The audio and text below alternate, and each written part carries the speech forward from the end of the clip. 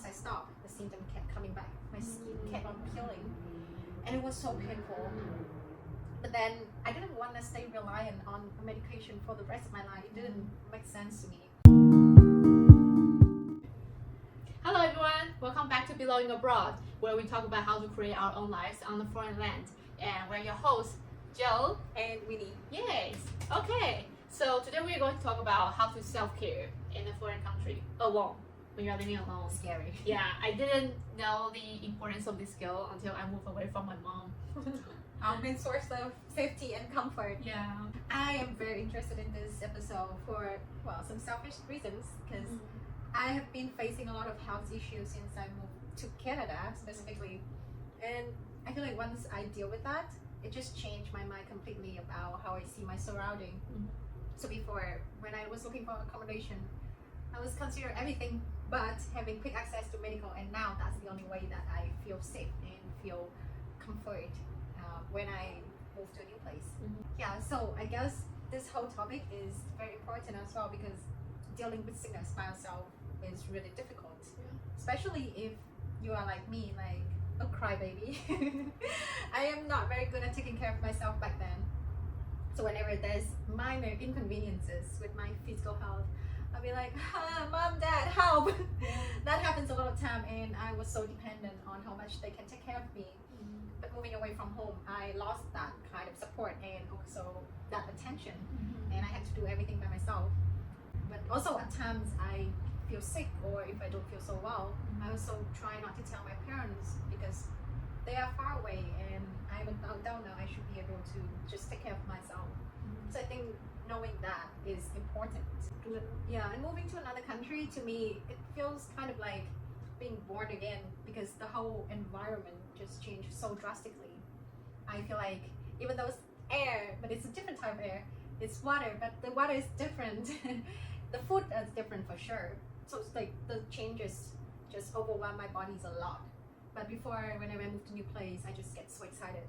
I just like, okay, let me get stuff done. Let me just get used to this life as quickly as I can, without giving my body the time to adjust to this new rhythm of life. And usually, yeah, I would ignore the sensations in my body by doing just a lot of things. But I have learned by talking to people that there's a healthier way to do it, which is giving our body a little bit more time. So when you move to a new country, just move a little bit earlier than the time that you are supposed to maybe start school or start a new job, just to give the body the time to adjust to this new life. Yeah, see, that's also new to me.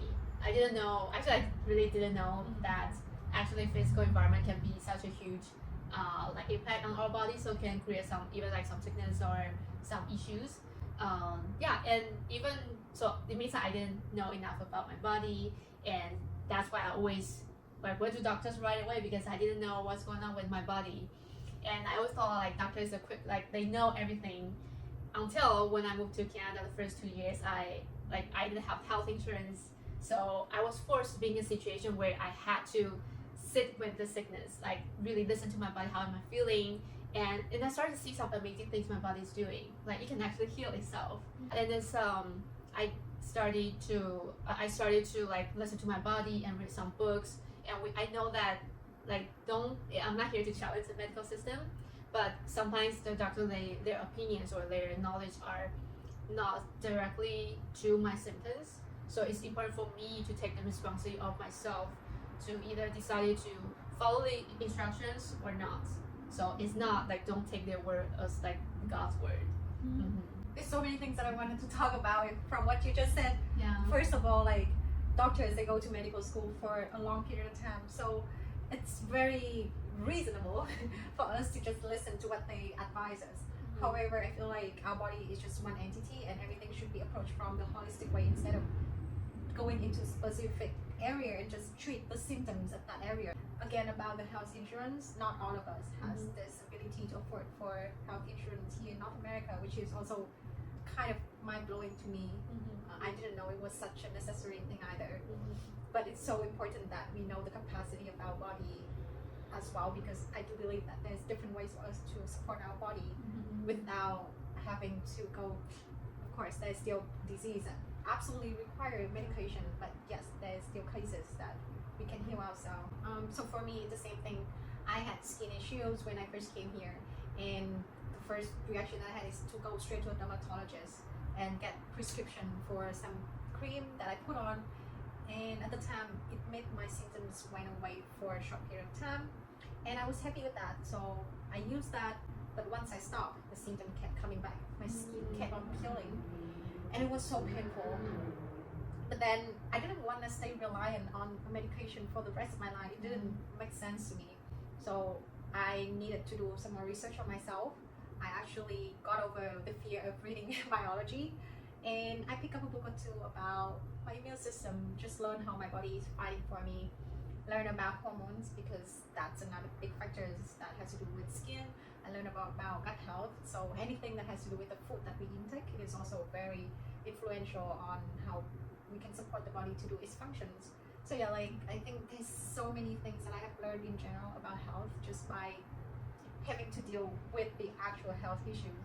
But then again, I think it's a knowledge that we should equip ourselves before we got into the situation. Exactly. Yeah, I also need to learn more about how my body and how this immune system work, because I think the reason I always went to doctors and trust them no matter what was because I lacked the knowledge of my body.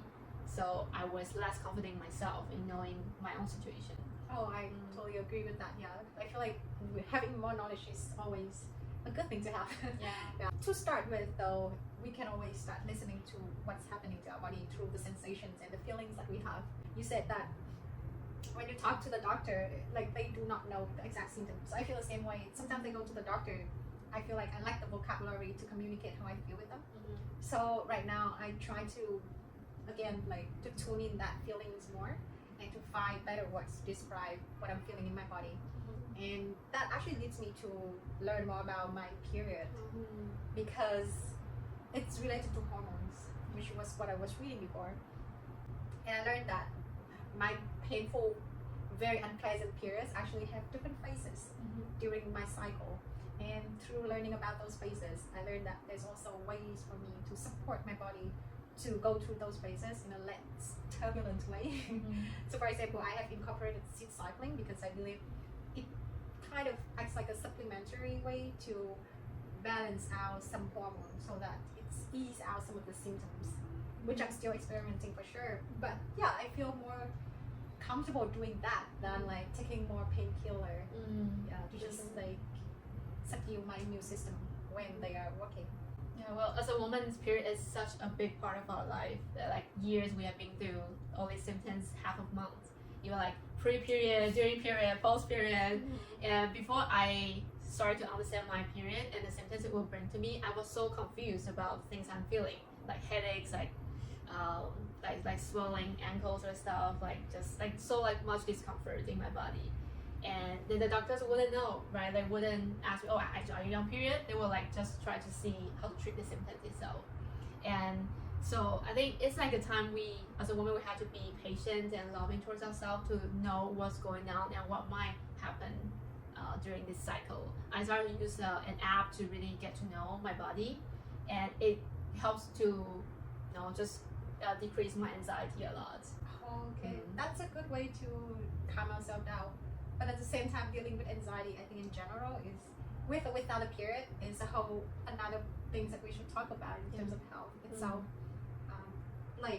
As loudly and vocal I am about my physical discomfort, in terms of my mental health, I think I was silent and ignorant for so many years that the first time that I actually realized how bad it was when I moved here and having to face a lot of thoughts by myself. And that was my first time meeting with a therapist. And I remember she was telling me how self-critical I was. And my immediate thought was, oh my gosh, you haven't known me yet. You haven't met the demon in me. Yeah. That's why you still think that I'm just saying these things, but I'm actually a horrible person. And through her guidance and help, luckily I was able to realize that those thoughts were very distorted. And it set me on a course of knowing that I'm a flawed human being and it's okay, which was mind-blowing. I didn't know that's the thing, that we can just accept ourselves to be an imperfect person. Well, most of my self negative talk comes from a place of self criticism, and I just couldn't accept myself as being flawed, which sounds like no one is perfect. So I also went to therapy to work with this with my therapist, and she taught me like there's a concept of like reparenting. So especially now we're abroad alone by ourselves, so we don't have our real parents by ourselves, and also as adults we have the power and responsibility to take care of ourselves as how we're gonna take care of our maybe future child. And I just started to imagine if I were my own daughter, how I will talk to her if she's having some like physical pain or like mental stress, how will I take care of her.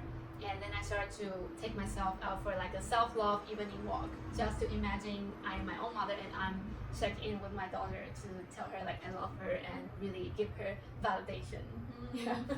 That's so sweet. I think that's so important that you learn how you want to get the love and the support that you need at any stage in your life, whether you're a child or an adult. Yeah. Like for me, I have to do the same thing when I have to talk to my inner child in a different way, because I was very self-critical. So whenever I face rejection or failure or adversity, my first instinct is to say that, oh my gosh, you suck, we need socks. And to stop that, I actually asked my mom to send me pictures of my 5-year-old or like 4-year-old self. And whenever I'm so tempted to say those very mean things to myself, I just look at the picture and I just couldn't, how do you say that to a child? Yeah. So by doing that, I was able to stop this negative cycle of self-pity, self-deprecation, self-hate, and moving into a more encouraging and accepting space for me to move forward and to get into problem solving instead of just get stuck in that negative space. Amazing. So we share lots of different methods and approaches to self-care in terms of physical and as well as mental health. So I hope you guys find this helpful, and let us know how do you take care of yourself and what kind of other topics you want us to talk about in the future. Leave a comment below. We'd love to hear from you. And that's the end. We hope you all enjoyed summer, and we'll see you next time. Take care of yourself. Bye-bye. Bye.